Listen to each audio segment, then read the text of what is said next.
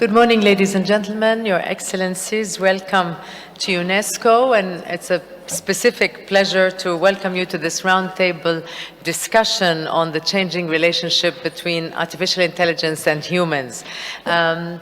We have in simultaneous interpretation in English and French, so please make yourself comfortable. And we are also pleased that this discussion today is being webcast in English and French at the same time.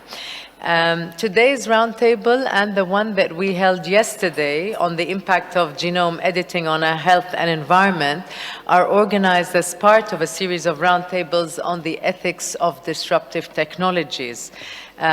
These two topics, artificial intelligence and genome editing, are rapidly evolving and bringing fundamental change to our lives in many different ways. Changing, altering our perception of ourselves and certainly how we relate to others. Both topics have been part of the ongoing ethical reflection of UNESCO's advisory bodies, namely the International Bioethics Committee, IBC, and the World Commission on the Ethics of Scientific Knowledge and Technology, COMEST. And we have some of the copies of their reports outside, but you can also find them on our website. And this is many decades now of expert advice in these areas and many others. We've also, I think, in the hope that we are promoting ethical reflection more widely, produced an informative video entitled "Do You Know AI?" or "AI Knows Better," which is being screened outside of this room on a screen and is also available on our website. It is a particular pleasure to host or convene this roundtable today because finally, at our 40th session of the General Conference, which just concluded its deliberations last week, the member states have given us the mandate to go ahead with the preparation of a standard-setting instrument, the first ever recommendation on the ethics of artificial intelligence. This will be the only international instrument. There are many other I think efforts relating to codes of conduct or principles or ethical frameworks that have been framed mainly in Europe, although there are many other entities, including, for example, the African Union, which has a working group, including some efforts just beginning in Asia. But we're delighted that we are working with all of those entities, and that we have now 2 years in a process that is going to be quite tight, but very interesting and very iterative, consultative. We are committed to engaging a wide group of stakeholders, civil society, academia, young people across the world, as well as, of course, academics and universities. But this recommendation will basically try to address ethical issues in UNESCO's fields of competence, education, culture, science, communication and information, gender, and of course the needs of developing countries, notably this issue of capacity building and the digital divide. So exchanges such as the one we're having today are very important to deepen our collective knowledge and reflection on ethical challenges posed by AI, which we hope will contribute to a more holistic dialogue in favor of what we hope to achieve, a truly inclusive, balanced, and multicultural instrument that will really set the tone for that.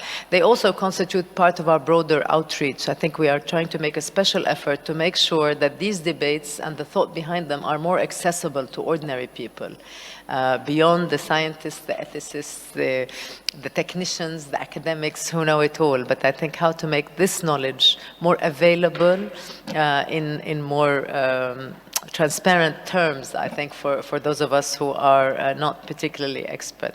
So let me thank the moderator, of course, Peter Paul, I'll introduce in a minute, and the speakers, and we're delighted to have you all, and it's really a pleasure. And also, of course, a very special thanks to the Japanese Minister of Education, Culture, Sports, Science and Technology. It's a mini UNESCO in Japan, because this series of roundtables and the production of videos are supported by Japan. And we are also delighted that we have Mr. Keiji Inoue, who's the Deputy Permanent Delegate of Japan to UNESCO, both to accept our sincere gratitude and to say a few words.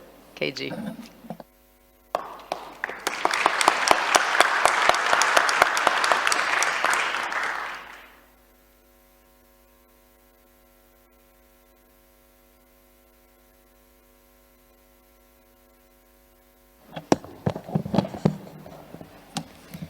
Thank you. Assistant Director General, Ms. Al-Nasif, distinguished guests, ladies and gentlemen, it is such an honor to say a few words here today on behalf of the Japanese government on the occasion of the second roundtable on the ethics of artificial intelligence. Today, we are facing the rapid advancement of technology that we couldn't imagine 20 years ago.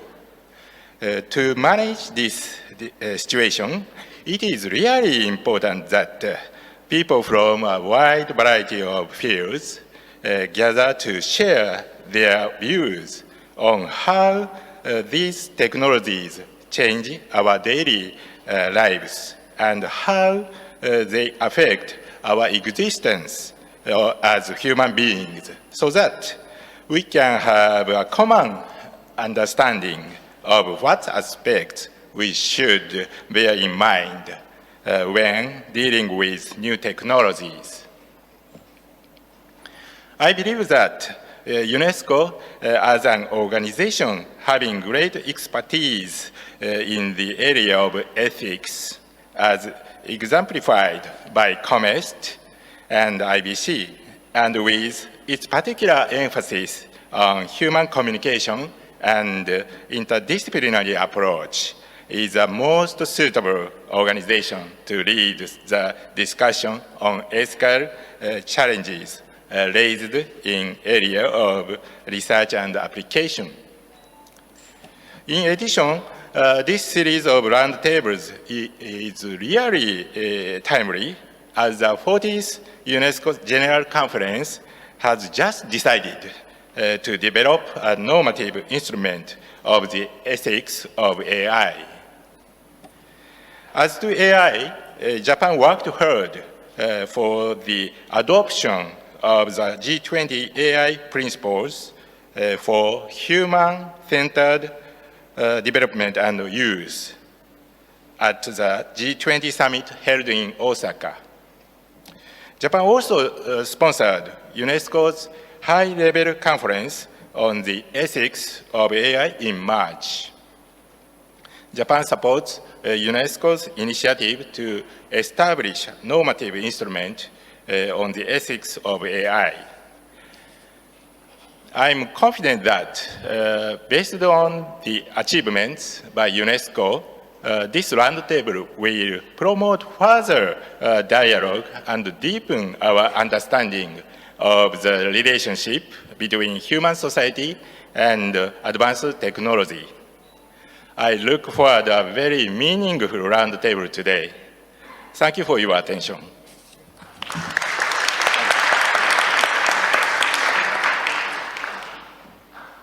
Thanks very much, Mr. Inouye. And without further ado, let me turn the floor over to Professor Peter Paul Verbeek, who will introduce the speakers. Professor Verbeek is the newly elected chairperson of COMEST and has been a real backbone of all of our work so far. Professor of Philosophy of Technology at the University of Twente in the Netherlands and a great friend to UNESCO. So Peter Paul, over to you. Thank you so much. Thank you so much, Nada. Thank you for being here all on this very interesting morning. I think we will have to discuss some specific aspects of artificial intelligence and its implications for the world, for human thinking, human interaction. We will focus this morning on two themes: decision making on the one hand, and the interaction between humans and artificial intelligence, and the communication between humans and robots on the other hand. And there is, I think, a lot at stake, especially within the field of UNESCO. You could say in UNESCO, everything is about the mind. It's about education, science, culture, interpersonal communication. It's about how we think.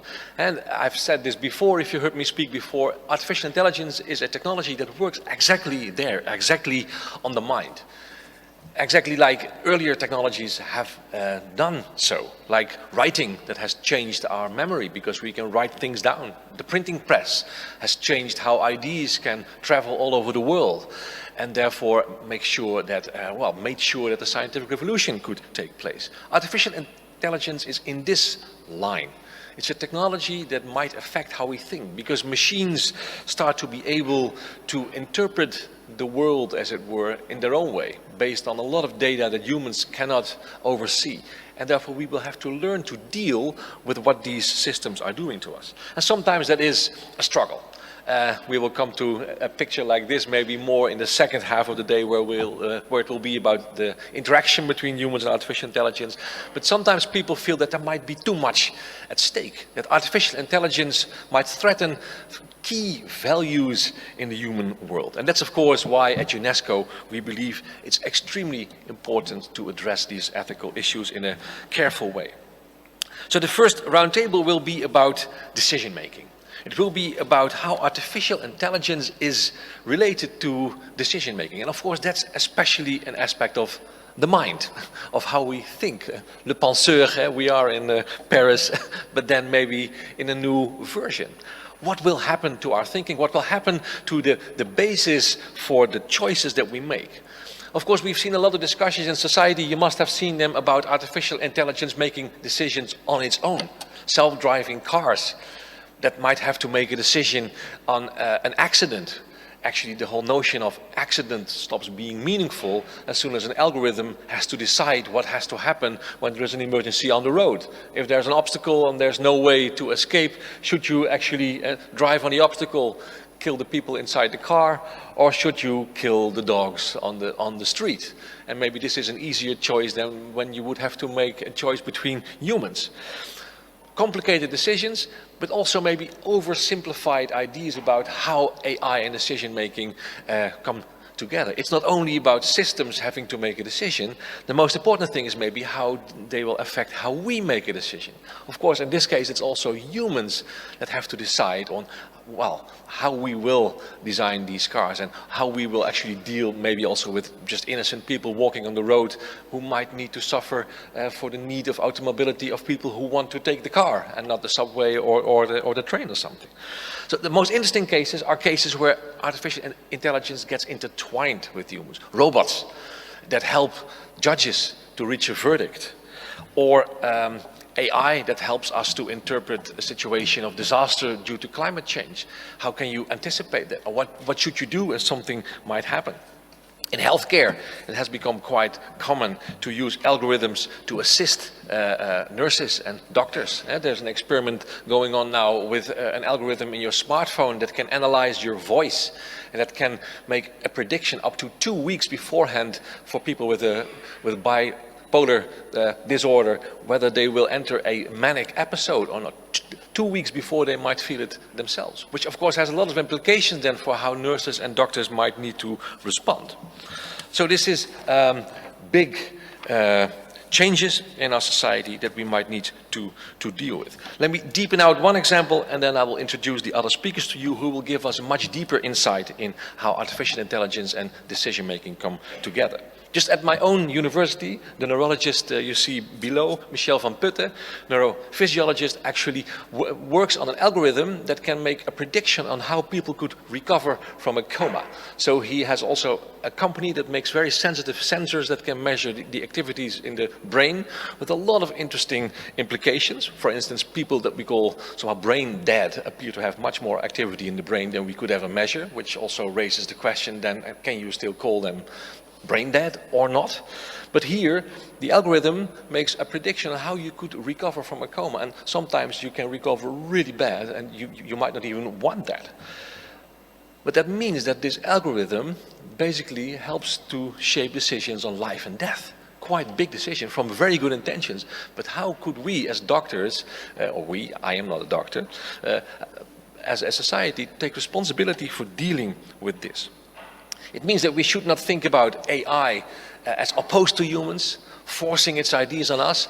AI is a medium. AI informs how we are in the world, how we make sense of the world. AI makes sense of the world, and we have to make sense of the world with the help of AI. We have to learn to deal with the powers of AI. There are some values obviously at stake as soon as that starts to happen. How inclusive are the interpretations AI offers to us? How well can we understand how AI arrives at its own findings? How transparent is it? How can we be accountable? Who can be held accountable if something goes wrong?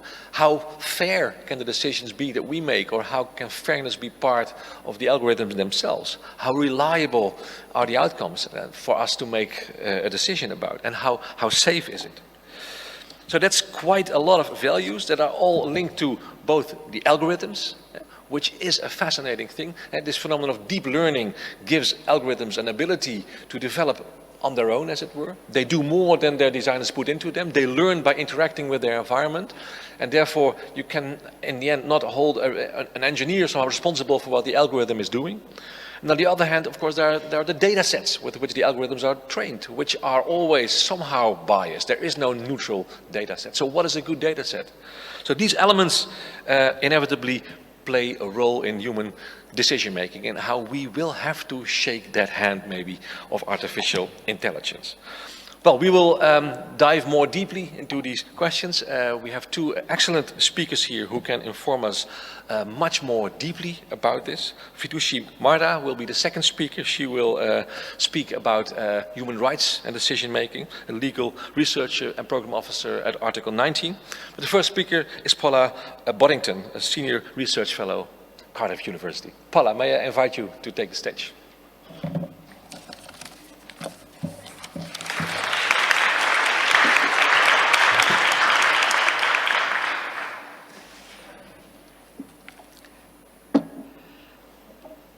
Well, thank you very much for inviting me here, and thank you for that introduction. I'm going to talk about, my discipline is philosophy. I've been working for a few years on ethical issues in artificial intelligence. And as a philosopher, I'd like to start by laying out some of the ways in which we might think about this question. In fact, going over some of the points that we had in that excellent introduction by Peter Paul. So looking at the question of what further questions do we need to ask in order to answer this question about how and when artificial intelligence should make decisions for us or should assist us in our decision making? And one of the things I always want to emphasize is that I can only indicate a few of the issues that we need to look at. And the other thing I need to emphasize as well, which I think all our speakers will certainly agree with, this needs to be an interdisciplinary discussion with constant questions and learning to and fro, and it needs to be a worldwide discussion, bringing in areas and viewpoints from different cultures and different sectors of society. So it's important to note that, of course, artificial intelligence takes many, many different forms and is used in many, many different contexts. But one of the things I want to emphasize as well is that artificial intelligence is a tool. There's an awful lot of hype around artificial intelligence, and we need to be very, very careful about how we think about it, because it's very, very easy for people to become... We need to be concerned about artificial intelligence, but there's a lot of hype where people become very, very alarmed, and then it's difficult to think clearly. Humans use tools. It's one of our major characteristics. We have used tools for millennia. So one of the things we need to think about is what, if anything, makes AI special as a decision-making tool. And we're at a really exciting time for asking these questions because, and this is why UNESCO is such an ideal place to consider these issues, because when we consider decision-making by AI, it's very easy to think that this is a question simply about technology. But it's not, because when we're considering whether decision-making by AI may be a good thing to do, we need to compare it with decision-making by humans. So we also need to consider deeply what goes on when humans are making decisions in different contexts. So this is actually a really exciting time because we can use the chance to reflect deeply about human values and to reflect deeply about which human values are being incorporated into the AI that we are currently developing. So we also need to think about how AI might be used. And these are just a few things we might think about. AI is sometimes used to replace tasks that humans do. There's a lot of talk about how AI might replace whole jobs that humans are doing. But here I think we need to think about using AI to assist humans in performing a task. And just as Peter Paul pointed out that our use of technology, for example, our use of writing and reading has had effects on our memory, we need above all to always think about, are we using AI in a way which will augment human abilities? So we may change our abilities, we may change the things we can do. We need to think about, is it changing our way in which we interact with the world, with each other? Is it changing our skills in ways, in directions that we want to go in? So AI is a tool. Our tools must enhance our humanity and enhance our human activity, not reduce our humanity and not reduce our skills. On one thing, people may disagree on this, but one thing I want to emphasize, that in a way, when we're talking about AI making decisions, AI never makes decisions in the sense that it's always humans or a group of humans who are allowing or deciding that AI is going to make the decisions. So there's always a human who's developed the AI. So although we can allow AI to run unsupervised, there's always been a human choice to allow that to happen. So we need to consider why and when we might want to do this, and what are the risks and benefits of outsourcing our decisions to AI or outsourcing part of our decisions to AI. So humans decide to use AI, but other humans may have little choice. So especially we may have little choice about how AI is affecting our decisions if we don't even know that AI is being employed. So we may be using technology which is nudging us in certain ways. We might not even be fully aware that there's an AI in our computers or in our smartphones helping us do things in a certain way. And even if we're aware, we may not be fully aware exactly how the AI is making our decisions. So there are, whilst I said we mustn't be careful not to hype and become scared, there are real questions about how exactly AI might be controlling us. And some of the excellent speakers we have coming up will be talking about this in much more detail. We also need to, we also need to ask, so I've just said that there are always going to be humans in charge of controlling AI. So this raises the enormous question of which humans are doing this and how much control do they have. I'm just in the middle of reading Edward Snowden's new book, Permanent Record, and I came across a quotation from him which I couldn't resist using this morning, when he's talking about a point in his career where he's taken away with a lot of other computer experts to be trained by the CIA, and are all told how special they are. One of the things he realized that the CIA hadn't quite cottoned on to was that the people who are doing the computing know everything, because they can see everything. And he says here, I'll just read it out, "You don't need to tell a bunch of computer whizzes that they possess superior knowledge and skills, but uniquely qualify them to act independently and make decisions on behalf of their fellow citizens without any oversight or review. Nothing inspires arrogance like a lifetime spent controlling machines that are incapable of criticism." And likewise, anybody who's looked at these issues, ethical issues in AI, will know that over and over again, people point out that most of the AI which is controlling our world has been produced by a very narrow subset of human beings, working at a particular time and historical space, and with particular cultural influences. So UNESCO, again, is a perfect place to consider these issues. So I want to distinguish two different questions that we need to consider. One question is, will AI make better decisions than humans will? And in considering this question, it may not always be easy to work out when a decision is better, because when we're assessing our decisions, there are lots of different factors that go into assessing how good a decision is.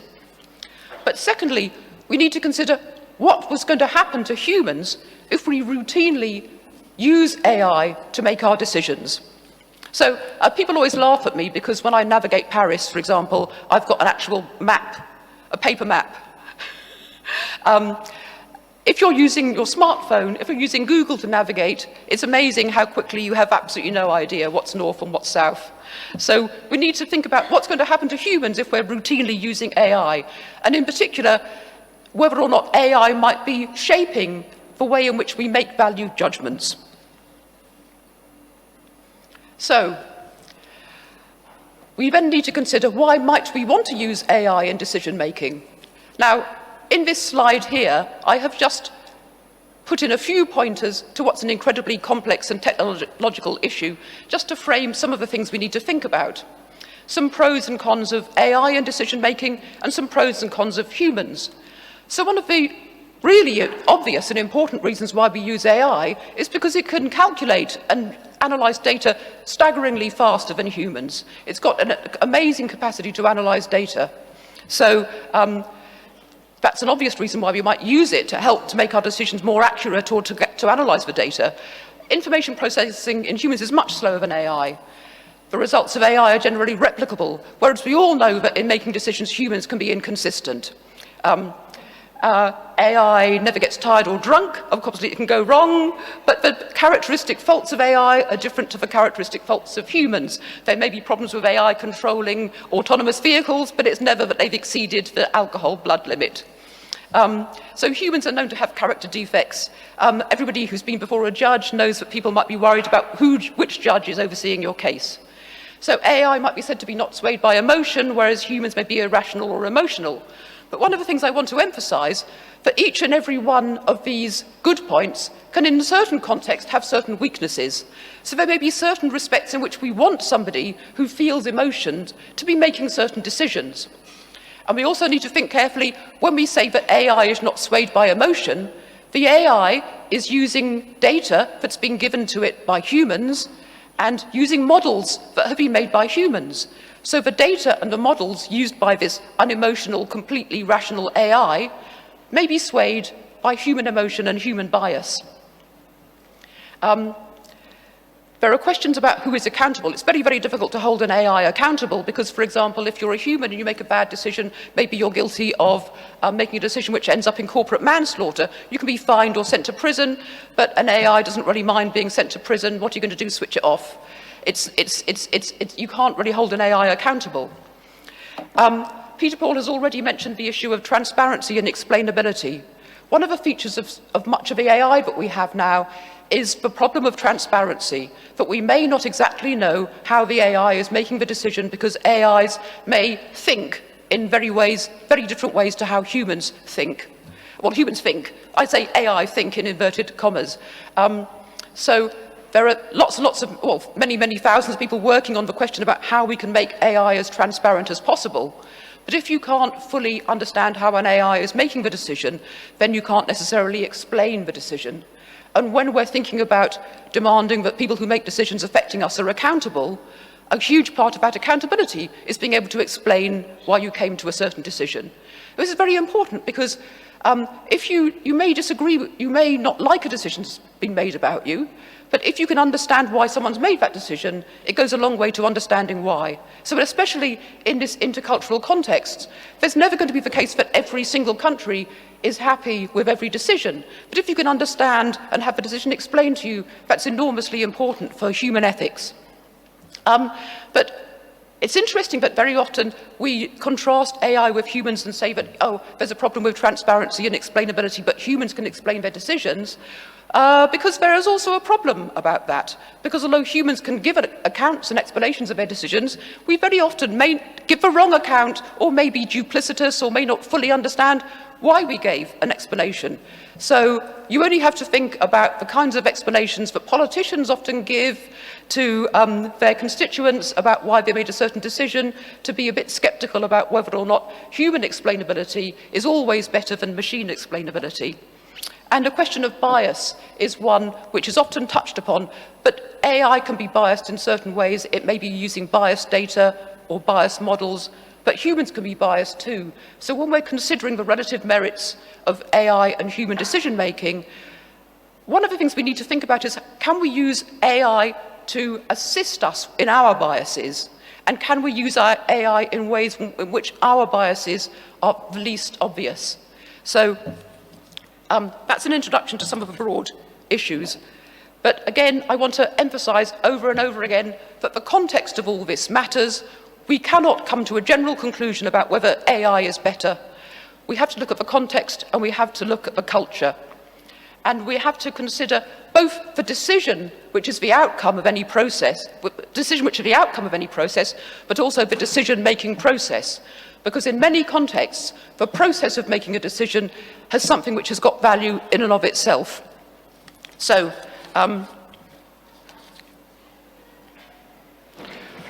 in the time remaining left to me, and some of the later speakers will be going to many issues in far more detail than I can here, I just wanted to point to some issues in outline using 3 examples which are relevant to the work of UNESCO.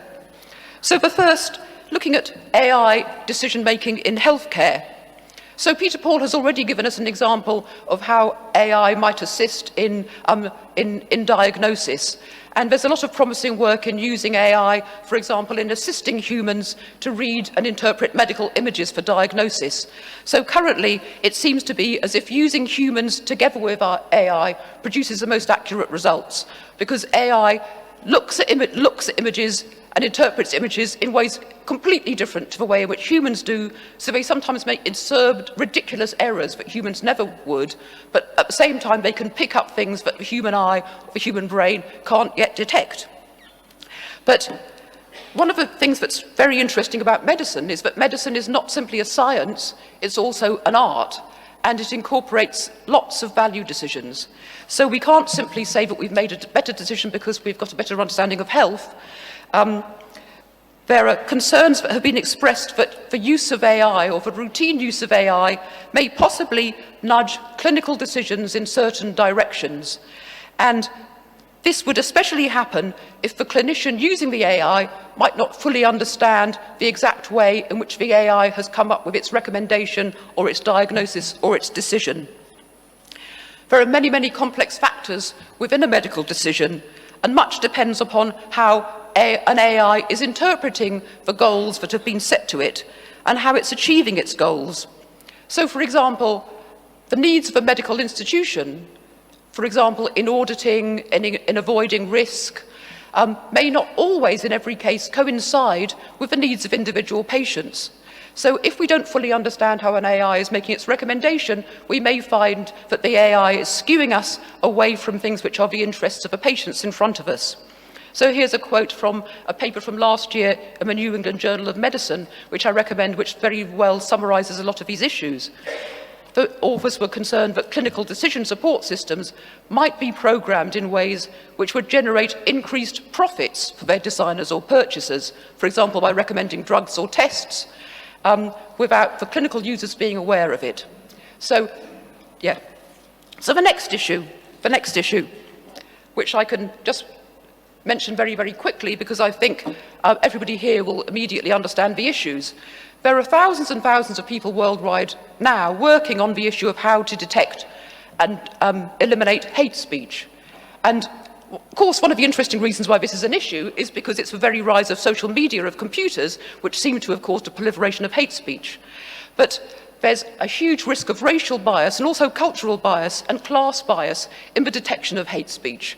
So this is a quotation from a recent paper which research has discovered that if you're looking at Twitter, at the tweets in African-American English or tweets which come from accounts of self-identified African-Americans are twice as likely to be identified as containing hate speech. So then that could have deleterious effects for the account holders who might be banned.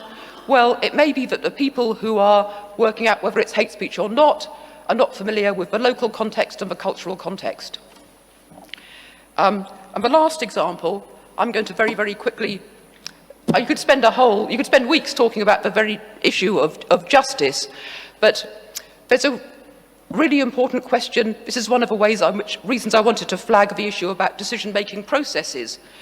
In justice, one of the things we're concerned about, of course, is accuracy of the decision.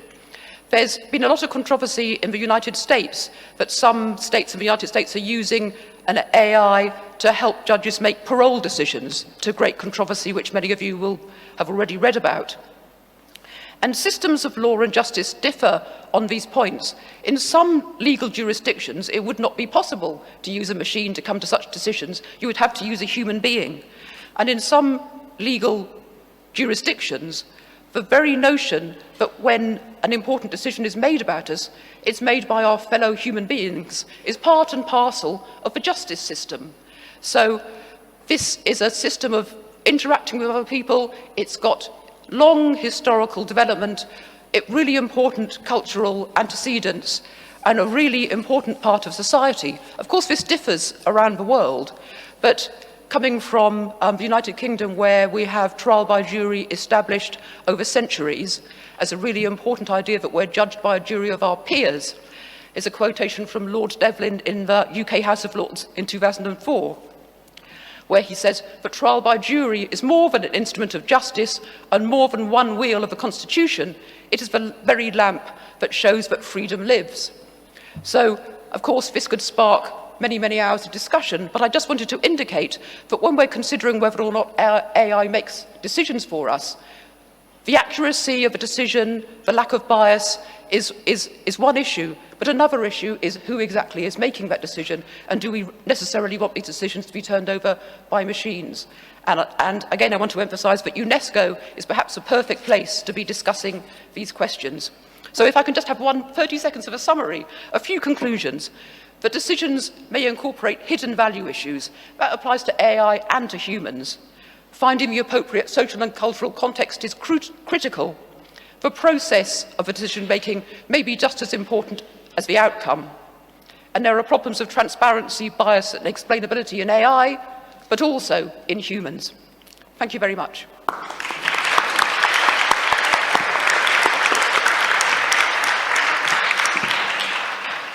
Thank you so much. That was excellent. So if there's anything you want to ask, please make a note, because without further ado, I would like to introduce the second speaker, and then we have ample time for discussion afterwards. So can I give the floor to you, Vidushi?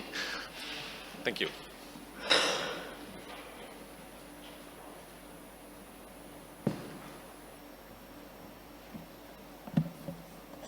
Thank you so much, Peter Paul, and also Paula, for an excellent introduction and for laying out the complex questions of this incredibly complex field. Thank you for having me. It's a great honor to be here. I think, in a way, it's sort of taking off where Paula left off in terms of, what are the questions we should be asking these systems. I want to spend a little bit of time thinking about how do we start answering them. So when we say artificial intelligence, what do we actually mean? So broadly speaking, it's the ability of machines to reflect intelligent behavior or intelligent human behavior. And much of what we call artificial intelligence today is actually machine learning. It's one specific technique of artificial intelligence where you expose an algorithm to a large amount of data and hope that the algorithm will sort of learn from that data in a way that is useful to you. So for instance, if I were to build a machine learning algorithm to be able to identify a dog, what I would do is I would give the algorithm 1 million pictures of dogs. I would take all sorts of breeds. I would, look at dogs from all over the world, and I would throw that at the machine and expect the machine to then spot patterns from that data and then be able to identify a dog at a later point of time. That leads me to my first provocation, and today I have 4. My first provocation is that machine learning is inherently human. So there's a lot of talk about, can machines do this better than humans? As we saw, there are a lot of questions with this dichotomy. But I also think that it's useful to think about, well, what is the human element of machine learning? Because it is inherently human. What do I mean by that? So let's go back to the dog example. It's a human who decides which dogs the machine gets to see. So for instance, if I really like golden retrievers, and I only show the machine golden retrievers, the machine probably can't identify a boxer, for instance. So the choice of what data the machine is exposed to is a human choice. Second, the question that I'm asking the machine is also a human question. So I'm saying, can you identify a dog? I could also be saying, can you identify the color brown? Right? So the question that the machine is expected to answer is also something that a human decides. Third, once I start looking at how the machine functions, am I okay with 10% accuracy? Am I okay with a machine that can only identify golden retrievers but has absolutely no idea what a poodle is? If that's okay, that's a human choice to say this is a good machine or this is a good artificial intelligence system. So my first provocation goes to say that when we think about artificial intelligence, there's a tendency to think of it as this all-knowing, objective, correct machine. But in reality, it's really a proxy for a lot of human assumptions and a lot of human expectations of what a particular machine should do that ends up taking critical decisions for us. So when we're saying, okay, well, the machine said it, it's actually not a perfect answer, and it is something that we should be able to question and that we should be critical about, even if machines are faster and in some ways smarter than humans. The second provocation that I want to throw out to the room is that machine learning is an excellent tool to use if we want the future to look like the past. If we want the future to look like the past. So for instance, let's say we're going to use machine learning to achieve financial inclusion, which I believe would be one of the areas that falls within UNESCO's areas of interest, which is inclusion in society. So let's say we're thinking about financial inclusion and machine learning, and we say we're going to start getting more people loans, and we're going to start giving more people credit because we're going to access more data about them. Well, the truth is that if you look back on who accessed data in the past, that gives you a whole picture of society's problematic assumptions about who was creditworthy or not, who was a good credit risk or not. So if we want the future to look like the past, we will assume that past data is ground truth. And that is a big limitation of machine learning that we need to engage with on a daily basis. And there are technical ways of saying, okay, we're going to correct for a certain bias that comes from the past. But the truth is that at this moment, none of the machine learning systems that we have adequately engage with the societal fabric from which this data emerges. So when we think about machines being smarter and faster, they are, I suppose, definitely faster. And they can definitely make more sense of 1 million data points much quicker than a human. But the data in and of itself is a limitation which we need to adequately engage with before we start assuming that machine learning is an adequate tool. To give you to add a bit of texture to that example, in the past, in many countries around the world, women didn't have access to access to credit. And this was for many reasons, right? So it was often because women entered the workforce later, it was because of patriarchal societies, but a machine doesn't know that. A machine is only given X number of data points and told to make sense from it. So not only are we being ineffective in the problem that we're trying to solve, we can actually cause more harm in the future by making gender bias a worse thing when it comes to credit scoring and things like that. A big example, and one of the examples that sort of gave rise to this field a couple of years ago, was an algorithm used in the criminal justice system in the United States called Compass that was used to help judges figure out whether people are at a risk of reoffending after they've already been put into jail. And what was found was that this algorithm was not trained to look for gender, it was not trained to look for race, it was just trained to look at data. And this algorithm was much, much, much more unfair to people who were African American as opposed to people who were not African American. Now, the important thing to remember is not just that this comes from a society that has its own institutional and cultural bias that then gets fed into the computer. What's incredibly important and I think interesting to realize is that race was not something the computer was trained to look for. Race was something the computer found.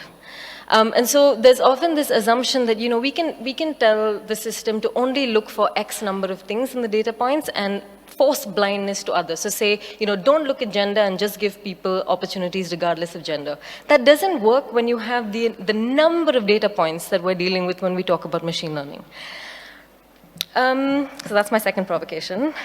The third is, and at this point it should feel kind of intuitive, is that machine learning is ill-equipped to deal with complex social problems. So, a couple of years ago, we saw this surge in hate speech online and a lot of, hateful communication online. And one of the big solutions offered to us by tech giants and also I think encouraged by a number of states around the world was that we should use artificial intelligence to detect hate speech. And intuitively, again, that kind of makes sense. Artificial intelligence can look through millions of data points at the same time, much quicker than humans. It can flag posts down. It can identify problematic users by looking at other data points. It's a great idea. But we're actually finding that it was not. The reason being, firstly, hate speech is an incredibly complex legal term that has no one clear-cut understanding that is sort of devoid of context. So every instance of hate speech needs to be understood, as we just heard, in its particular context. So, for instance, in Myanmar, a couple of years ago, again, there was a surge of hate speech, and we saw artificial intelligence being used to flag down problematic posts. What a UN fact-finding mission found was that, firstly, artificial intelligence could not understand local language. Secondly, it couldn't understand local tone. And thirdly, it was ill-equipped to understand people who were gaming the system. So, for instance, if I say the word dog, because we're just going with that theme now, if I say the word dog is problematic, and you use the word in a different context and in a different language, artificial intelligence systems are not well equipped to understand what you are trying to say. So nuance, social context, emotion is something that we haven't been able to teach these systems at scale. And the cost of using them is not just inefficiency, the cost of using them is censorship. It's censorship that is directed towards people who have been minorities and who have been vulnerable for a number of reasons for many, many years. So not only are we ineffective, we're also creating a more harmful space if we don't think about the limitations of these systems that we have been shown. And the last provocation I want to leave you with is that machine learning uncovers intimate details from what is available. So it is fundamentally at odds with what we understand to be a right to privacy, and even, by extension, freedom of expression and freedom of association, etc. So let me give you an example. So for instance, we're seeing a surge of facial recognition around the world. And one justification for it is often that, it's just a picture of you, and we're just taking a picture of you, and we're going to match that picture to wherever you are. In the future, if we think you're part of a criminal investigation, we can verify that you won't. But this is at odds of what we think about in terms of criminal justice. We're all innocent until proven guilty. So why do you have a picture of my face? Why are you assuming that I will be guilty at a later point? The second is you're taking my picture, and you're not just storing a photograph of me. You're storing a biometric map of my face that can then be used to unlock a number of details about my heritage, about where I'm from. It's often used in pseudoscience to say, we can figure out your caste and your class and things like that as well. Whether you're a criminal or not, we can figure out your sexual orientation. And all of that is pseudoscience. But my point being that we're taking something that's as easily available as our faces and making that an intimate data point somewhere in an opaque system that we don't fully understand. And not only is this a privacy concern, it's also a freedom of expression concern. As we're seeing around the world, facial recognition is used, to monitor protests, even when they're peaceful. So it's a form of self-censorship that we're not fully aware of because, we don't actually know when a facial recognition camera is capturing our face or what is happening with that data. And at the same time, there isn't adequate regulation or understanding of how are we going to ensure that the biometric map of my face isn't used for things that don't go against the very fabric of human rights. So I think the questions that are given rise to when we use artificial intelligence can often be seen from the inside out. So look at the technical limitations of these systems and see what these systems have demonstrated that they do, and then try and understand, well, what are the bright lines that we need in order to achieve what we want, and can we do it technically or legally? I'll stop there, and then hopefully we'll open the floor for questions. Thank you.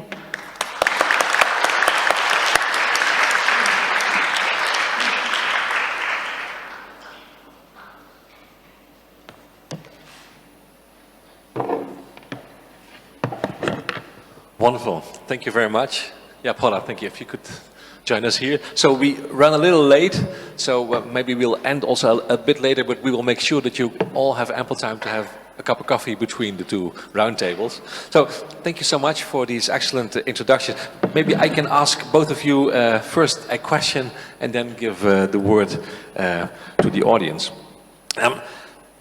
Maybe first a question to you, Paula. So I really liked the balanced way in which you tried to find out to what extent, well, AI could be better or worse in making decisions and help us. So one of the themes obviously is bias. And it has always somewhat struck me that I feel that bias seems to be unavoidable. Like we cannot avoid having some kind of an interpretational framework. So if bias is indeed unavoidable, how could we deal with that in a good way when we deal with AI? Yeah, thank you very much. That's a really, really good question. Yes, bias is unavoidable. And one of the things I think, although there's understandable and appropriate concern that a lot of the AI we're using may be biased, one of the things I think is very promising is that the very use of AI can help to uncover biases. Because AI, as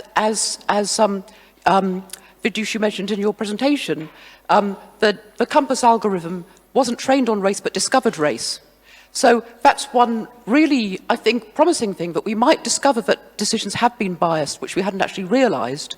And as you're right, as you also pointed out, of course, that AI is only ever trained on data that's been presented to us by humans. When we think about bias, we need to think about whether or not it's the kind of bias that we actually want. So you might have a policy which is, you might be using an AI in a way which you want to be biased towards certain groups. So for example, supposing you have a policy where you want to find out who in society has least access to healthcare, then you might be in a sense that's a bias, because you have more concern about people who are at the bottom of the pile in society. So in other words, we're building that value in. So we always have bias in how we operate towards the world. So like when we're drinking, I have a bias towards my glass of water because I don't want to catch a cold from drinking somebody else's. That's a form of bias in decision making. As you say, every decision we make is biased towards something. So one of the things we also need to think about, on which I think a lot of people who've been working on bias in algorithms are all saying at once, all saying the same thing, is that one of the things, when we can't work out whether or not a system is biased, say bias between, say, three groups in society, is one of those groups favoured? Well, that depends upon dividing society up into three different groups. So the very way in which we divide the world up is itself based on value systems. So you've only got to look at different countries around the world, or even over the course of time, and how ethnic groups or how racial groups are classified varies.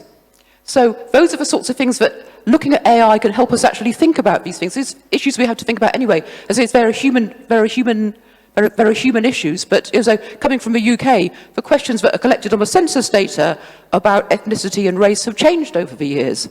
Changed for certain reasons, and I know there are certain groups in the UK who are arguing that data should be collected in different ways. These are the sorts of issues that underlie it. And I'm going to have to stop. It's in danger of talking for too long. But this is great. These are the kinds of questions we need to be asking. Wonderful, wonderful. Thank you so much. So, maybe let me also ask you a question, Vidushi. What I really liked in your presentation is how you showed that machine learning actually fails to take us beyond the past. Since it learns from the past, it basically gives us advices that will keep us stick to that past. And you gave the example of an algorithm advising on the possibilities that a criminal could actually lead a different life in the future. So it made me think, could, in principle, AI not also learn how humans develop and also try to adapt for that? And if not, could we find a good way of keeping up innovation and creativity in our society, even when there is AI? Because I don't think we'll ever get rid of it anymore. Yeah, that's a question I think about a lot, in that how can we have these systems evolve in a way that is consistent with rights and diversity and inclusion. Couple of thoughts. So the first thing is, I think, at the stage that we're now, the incentives behind building these systems are not aligned with the incentives that I just mentioned. So it's often, we want to give more people credit to ensure that we get credit back. We want to give more people credit who will definitely pay us back, who we won't have to call 7 times to get money back from. It's often we want to make sure that we take down problematic speech before it becomes an issue. So the incentives that companies, that people building these systems are taught to sort of optimize for are fundamentally at odds with virtues such as inclusion and such as, preserving freedom of expression. Another thing I think is when we think about teaching algorithms how to evolve, I wonder what that data set would look like. Because again, there are a million data points, and we can say, okay, fine, we want the compass algorithm, for instance, to not discriminate on the basis of race.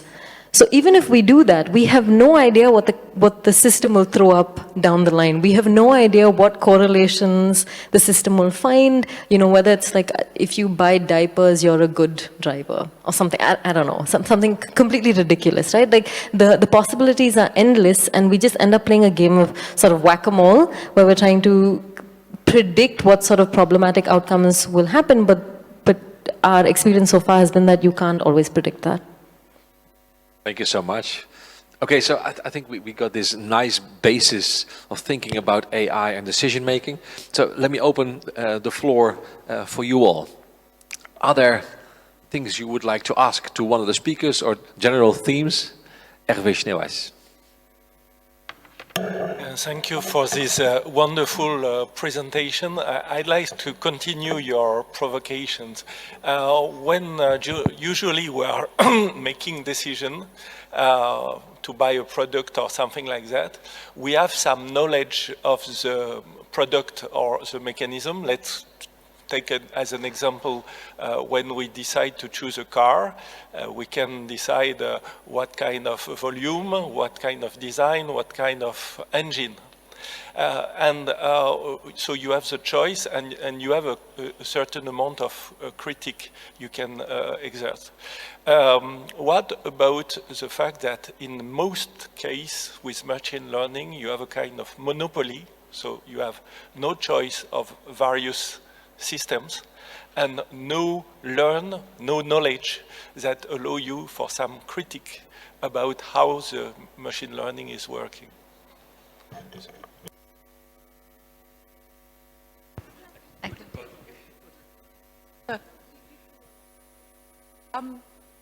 Well, perhaps would you like to start? Because I'm not fully sure I understand your question. So, yeah. I can. Is it? What do you think that the problem is that a few companies Yes. have the monopoly Yeah. on the systems, and that because of our lack of knowledge, Right. we have no possibility to make any kind of critiques on how the system works? Oh, right. Yes. Well, I mean, I think one of the major questions, one of the major problems we have is who is controlling most of the AI that we have now. Is a few companies are controlling so much. So a few companies are controlling so much what's in the computers in the world. So, for example, so Facebook has got various ways of manipulating us. And some of those we know about because they've told us, or we can work it out. So it's deliberately manipulated to be as addictive as possible. Look at that little red notification button. They turned it to red because it drives people mad. When it was blue, nobody took any notice. They made it red so we can discover those sorts of things about it. But it is one of the major issues. But there are people researching into working out how exactly it's happening. And we also have seen whistleblowers from inside these companies talking about how some of the decisions are being made. So this is an area that we need to work on, but we also need to really diversify AI. So there are many. How many billions of users in the world have Facebook? And in many parts of the world, people are just using Facebook as an interaction and using it instead of a search engine. So that all the information they're getting is being filtered through. So, for example, Facebook has a policy whereby they decide whether or not information being passed is accurate or it's true or false, and then their policy is not to remove it, but to inhibit the way in which those posts are shared. That's one of the policies. So you might think that's a good idea not to share false information, but that means that a few people are deciding if information is false or not, and that's something I would be very worried about because it's in such small hands. So I haven't answered your question at all, except to say that you've pointed onto a really, really good problem. So it also illustrates the issue about transparency and explainability. There's the issue about inherently in a lot of AI that's being developed, we may not fully understand exactly how it's come to the decision, but the problem is actually higher up, that these are controlled by companies. We don't understand how the companies are making the decisions. So it's a human, as you said, it's a human problem. and which has come about so quickly. It's so quickly. So we're talking about technologies. So as I think we both pointed out in talking about hate speech, one of the reasons why there's a big concern about hate speech and how it might be affecting how humans interact with each other and affecting the political debate is caused by the technology. I mean, there always has been people calling each other's names. That's always happened, but the scale of it is caused by the technology. Yeah, just to completely agree with you, and also say that I think the problem is also more textured than just not knowing what car you're buying. It's like we're being hit by cars, but they're all invisible and we don't know what is hitting us. So for instance, if you're buying a car, you can point at the car and you can say, this is the car I want to drive. You can decide what part of it you want to inspect. But the problem with machine learning often is that, like Paula said, we're not even sure that we're being subject to them. And I think the most important bit as of now, and I think the GDPR tries to do this in some limited capacity, is to say that if you're being subjected to an automated decision, you should at least know, because then you know where to go. And the whole problem of monopolies and the whole problem of opacity in systems and there being no regulation for companies to actually report what they're inferring about you is a whole other problem. But even knowing that you're subject to that metaphorical car, I think is a big step that we need to take at the moment. It's an interesting question. I'll come to your point in a minute. So let's dwell a little bit longer on it, because I think it is also really at the heart of the normative instrument that UNESCO is trying to make, right? So if we feel powerless because we can hardly understand what AI is doing to us, and because companies are behind it that basically have an authority that's beyond the law, then it almost feels like we can do nothing. And that's of course not what we want. And I think this is exactly the heart of what the recommendation is about, that we hope to write in the coming 2 years, that there will be this normative instrument as a basis for forms of regulation, which might then again be an issue, because of course regulating something at a world scale beyond the borders of countries is a complicated thing. And so let's hope that that can do its work somehow. But beyond regulation, what would be ways, do both of you think, in a short answer, to empower people to deal with these hidden influences of artificial intelligence? Well, I mean, and again, UNESCO is a good place. Education is absolutely critical, that people understand and are educated in how AI works. So there's got to be really clear education in schools and throughout universities, so that I think we need to be making certain that people leave school and leave university, and also continuing throughout life, that they understand how AI may be influencing their decisions and how AI may be affecting their lives. I think that's absolutely critical, but also, of course, forums like this.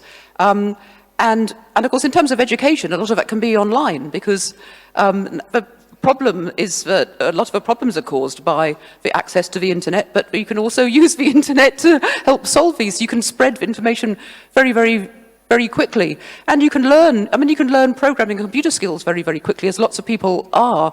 But I do think it does actually need to be built into education. But also I would say this, because I'm a philosopher, we need to understand the value issues around. We need to be training all our technologists, all our engineers, to understand that every decision they make at some point or another has got implications of value. And I think there are steps in that way to do that. Thanks. What do you think, Vidushi? Sorry. Definitely, I think education is an important first step. And also, I think, for the average person who doesn't find artificial intelligence particularly interesting, or regulation, I think creating a culture where we question systems is really important. And I don't know whether that's a cultural thing. I don't know if that's education. I don't know if that's awareness. Maybe it's a combination of all. But for instance, if the government came up to me and said, give me your password and I won't use it unless you do something wrong, I would question it. I would definitely question it. I wouldn't hand it over. But I think when, we're asked for a fingerprint to enter a building, or we're asked to send a selfie of our face when we want to download an app, that level of questioning is not the same. but it's doing the same thing. And I think sort of sensitizing people to the fact that you need to think about data, how you think about money, how you think about your financial privacy, for instance, is an important step. And I think there are different ways to do it. Like, it could be creative ways, like I think Black Mirror has done a great job of it. I haven't watched it, but I hear it's done a great job of it. Things like that that transcend just disciplines, but also speak to culture and values, I think is really important at this point. Add to that, please. Yeah, so there are lots of people working on whether or not developing critical reasoning skills in education might be one way of helping people to understand exactly how they might be manipulated, and also be able to think to themselves. Because again, one of the things we want to emphasise is that we don't want to use AI to replace our skills in the same way as reliance on a calculator might mean that you can no longer add up. We don't want to use the use of AI or the use of the internet to prevent those kinds of skills. So I myself, as a mother, I would be absolutely alarmed when children would come home from primary school being told to just research something on the internet, and then a lot of kids are obviously just going onto the internet and cutting and pasting stuff. I know that's not AI per se, but it's those kinds of skills you must make absolutely certain and not lost. Wonderful. Thank you so much. There was a question, please. Thanks for the insightful discussion. I had two questions, actually. The first question was about decision making, and you mentioned that there are a lot of transparency and accountability issues which can be sorted out with more regulation. But what about what Professor Peter Paul presented at first, the trolley problem? So how do we decide what are the ethical answers to that? I believe MIT did a study and they did a survey. So how is the future work of UNESCO going to look at those problems? So that is question one. And the second question concerns what Vidushi mentioned. As of now, we use the human rights framework to understand as a normative of what it means to be human. But with engagement with technology, some of these values like privacy may be shifting. So going forward, what is going to be our yardstick for decision making? How do we engage with the shifting scenario of privacy or other human rights or freedom of expression? Just some thoughts, if you guys. Thank you. Maybe I should answer the first question myself then, since it was directed at me. Very central question, I think. So, I mean, this is an example about AI systems that make decisions themselves, right? And I think most of the discussion we have here now is about how AI is affecting human decisions. But I also think for cars making decisions about life and death, ultimately, it's a decision that we still make because we decide to use these cars or not. And of course, I cannot give you the answer that UNESCO should give. I mean, this hopefully will be the result of the recommendation process that we will enter now. And so maybe in 2 years from now, there will be a recommendation that could give guidance to answer the questions. But I could answer what the ethics group within UNESCO that I'm chairing has been advising, COMEST, which has said that actually decisions about life and death should never be delegated to a machine. These are too big to delegate just to a machine because you can automatize them. I mean, you can automatize a decision on how thick a slice of bread should be or something, but about life and death, it's a human decision. So that means that when AI affects that decision making, we should be able to understand how it's affecting that in order to take full responsibility for that. And I think then, as I tried to say in my talk, a little bit, if you expand that to self-driving cars, different types of questions pop up. Like suddenly we develop a responsibility for the kinds of accidents that we will have. An accident as we know it now is just an accident. You cannot help it. That something happens, you have to react, and you cannot even believe that somebody would react rationally. It's just panic and something happens. That's not the case anymore when there is AI. So suddenly you might have to make indeed a nasty choice, like, do we want people just innocent on the road walking there to be killed in car accidents in the future? Because actually that's, I think, about half of the people that are killed by an accident are people who are not even in the car, who just happen to be on the street. So you could say, well, that's not just. So by default, the car should destroy itself. And that's the MIT research that you're mentioning. If you ask people that in abstract sense, they say, yeah, that's a good point. If you just ask them, which car would you buy? A car that would by default somewhat destruct itself, or that would save your own life, then people, well, the vast majority wants a car that saves your own life. So this is a very, very complicated ethical choice, which requires, I think, a new set of ethical values that we still have to discover in our ways of dealing with these new agencies of AI. Then the second question is for you, I think. Keep putting this off. So I think you bring out an important point about privacy needing to have a rethink. And I think often people think about it in terms of exceptionalism, like the AI as a technology is so exceptional that we have to afford it the kind of liberties that we wouldn't ever afford a car, for instance. So I think the first step is still maintaining that human rights form a minimum requirement for all of these systems, regardless of how complicated they are or what outworldly thing they're set out to achieve. And then having human rights as a framework interact with frameworks that have emerged. So for instance, ethics, I think, tells us where we should and shouldn't go. So it kind of sets the ceiling and the walls of the room that I'm talking about, with human rights as the floor. And the way in which we get to the different places in the room is, to my mind at least, a discipline within computer science called Fairness, Accountability, Transparency, FAT-ML, that sort of looks at the ethical questions and the ethical pathways that we've set out for ourselves and makes a mathematical and computer science case for it. And not to say that any of these are perfect, I think they all must necessarily engage with the limits of one another and supplement each other, as opposed to having sort of like a false dichotomy.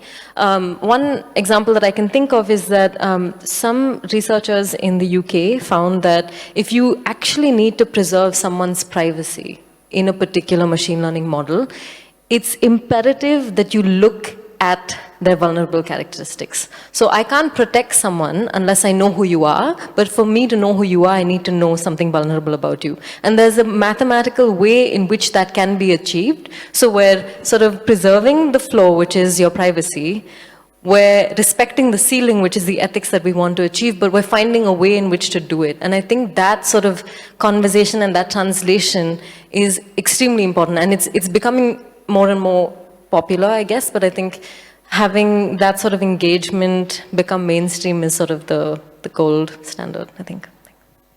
Thank you. Thank you. Please. Thanks for the presentation. When comparing AI to humans, you oppose, among others, rationality to emotions and erratic behavior by humans. So do you think that perfect rationality is a pro for the AI? And in this case, do you think that we should be designing foolproof systems where we allow the AI to ensure the perfect rational decision above the human decision? We can still be, like you said, affected by emotions in the end? Or should we always leave the last choice to the human? Well, that's it. Thank you very much. That's a very good question. So in my talk, of course, I have to condense a lot of things really, really quickly. And there's really interesting questions about which philosophers have been talking about for thousands of years about what actually counts as rationality and whether or not we can have a pure rationality which is cut off from any kind of emotions. So you can see this debate, for example, in the Greek philosophers and in other parts of the world as well.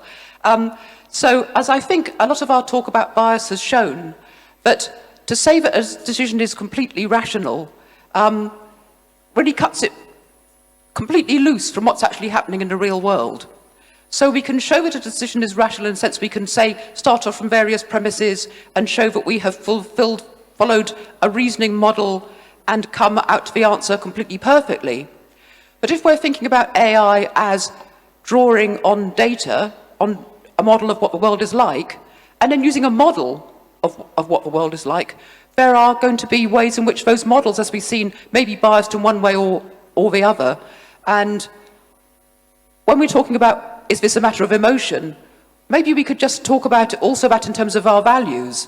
So I could then start this, when we start thousands of years of debate in philosophy about the relationship between reason and emotion and feeling in how we access our values, which would then, of course, be a very, very long discussion. But so one of the things I found incredibly interesting about working issues in AI is that, and one of the reasons why I want to emphasize these are human decisions, is that as soon as we delve deeply into these questions in AI, we are also delving at the same time into questions in philosophy and theology and ethics, and into really human decisions about how we should live. Which, it may sound as if I'm trying to avoid answering your question, but I'm just saying it's a really good question because it exposes these big questions we need to ask. There may be very many contexts in which you want a decision to be at least informed by emotion. So if I go back to the example I used in my presentation about jury trials, there have been certain cases where a jury has come to the conclusion that, strictly speaking, in terms of the evidence, a person is guilty of an offence as laid down in the law as it is then. So that's a completely rational decision. They've looked at the evidence and they've looked at what they have to do, and the aim of a jury is just to say, do you find this defendant guilty or not guilty, beyond reasonable doubt? But yet, nonetheless, the jurors have refused to convict, because they might think the law is unjust, or that there is such extreme extenuating circumstances, they will not convict.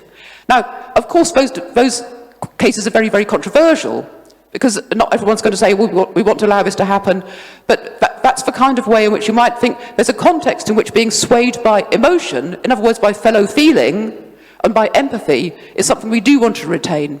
So, I hope I haven't rambled too much. Have I answered your question at all?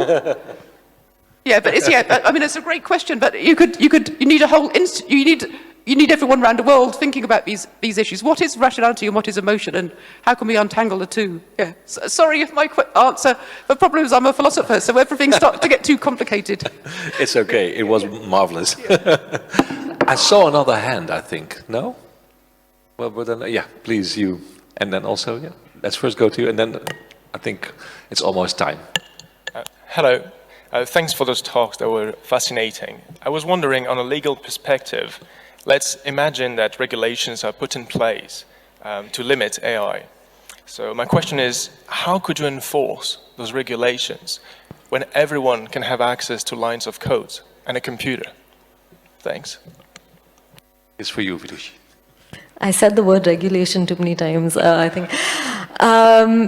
So I think we need to understand the limitations of these systems in order to understand how regulation would work. I think often when we think about regulation, we say that these are the things you can do and these are the things you can't. But when we think about lines of code, for instance, and the fact that a lot of AI systems are, open source now, and there are libraries on GitHub that you can find. First of all, I don't think it's that democratic because not many people have the data necessary. So I've been doing some research on how health machine learning sort of happens.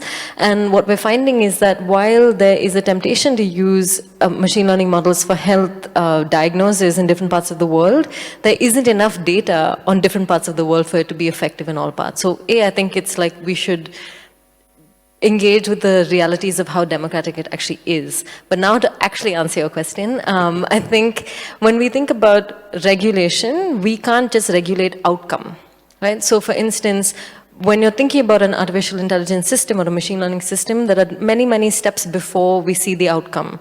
And often, I think the problem is that we think of regulation in terms of outcome. So you shouldn't discriminate, it shouldn't unfairly harm these people, you should protect X people, any sort of regulation that only looks at outcome, I think will be necessarily 10 steps behind. What we need is regulation of design, of development, and then of deployment, and then of outcome. So we need regulation to tell us who can design, what kinds of systems can be designed, what kind of systems can't be designed.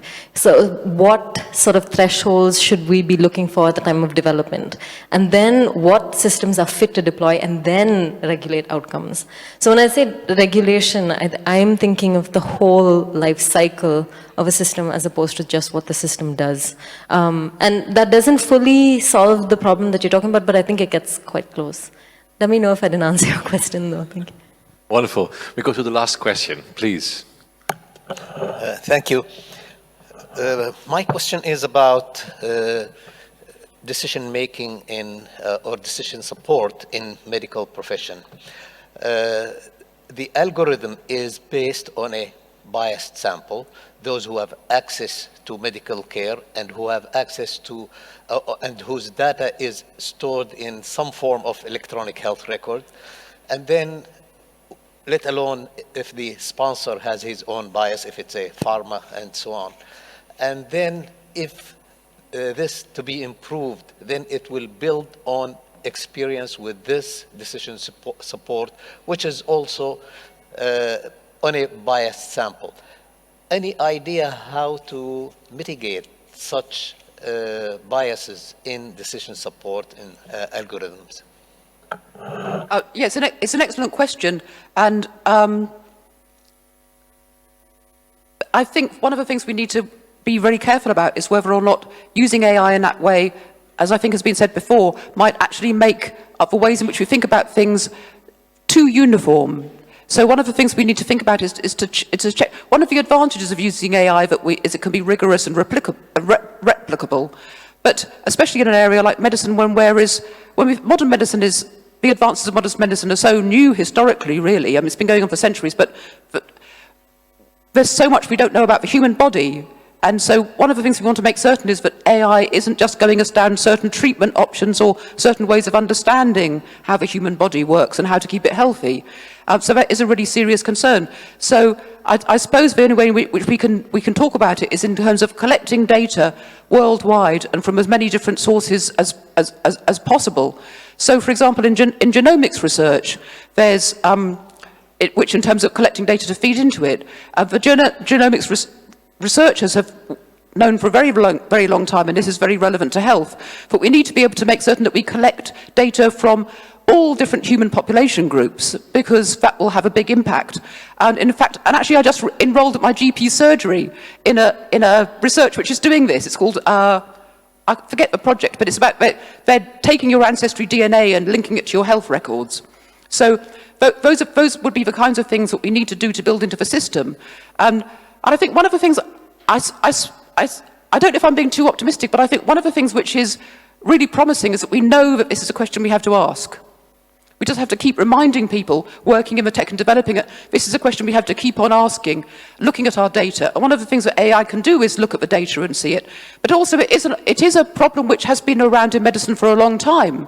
So it's been a long time in medicine that we have known that there are certain population groups, and in particular a lot of research in medicine has been looked at men. So we already know there's a lot of gender bias. So that, like how to detect a heart attack is focused on the male model because men tend to have heart attacks younger than women.